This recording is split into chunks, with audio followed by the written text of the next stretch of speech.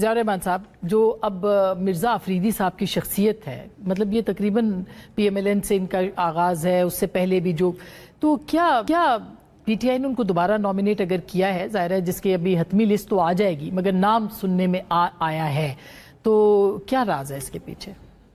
دیکھیں، میں P T I کے اندرونی معاملات پہ تو بات نہیں کروں. یہ ان کا اپنا پارٹی کا ایشو ہے. وہ کس کو ٹکٹ دیتے ہیں، وہ کس کو اس قابل سمجھتے ہیں، وہ کہاں سے آئے ہیں کہاں سے نہیں، میرے لیے محترم ہے.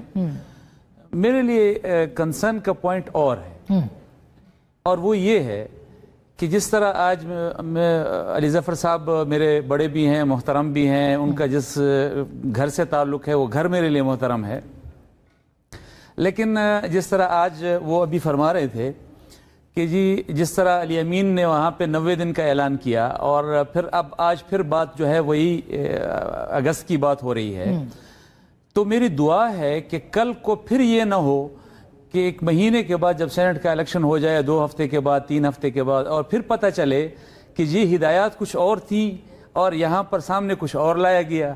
اب ہمیں تو اس چیز کا جو ہے وہ ایک مسئلہ ہوتا ہے، یعنی جو پی ٹی آئی کے اندر ایک کنسرن ہے وہ آپ کا بھی کنسرن نہیں. بالکل یقیناً میں ایک سیاسی کارکن ہوں، یعنی پی ٹی آئی کے ہمارے ساتھ بھی باتیں چلتی رہی 26 امینڈمنٹ پہ. ویسے بھی ہماری اب پی ٹی آئی اور جمعیت علماء کے درمیان وہ چیز نہیں رہی جو پہلے تھی. کیوں نہیں رہی؟ تو ہم بس ایک سیاسی رویے کو ہم نے بھی اعتدال پلانے کی کوشش کی ہے، انہوں نے بھی اعتدال پلانے کی کوشش کی ہے، اور یہ اچھا سیاسی رویہ ہے. لیکن میرا جو ایشو ہے وہ یہ ہے کہ کل کو پھر یہ نہ ہو کہ کہا جائے کہ جس طرح آج سلمان اکرم راجہ صاحب کو میں سن رہا تھا تو وہ کہہ رہے تھے جی یہ 90 دن والی بات جو ہے یہ تو ایسی نہیں ہے.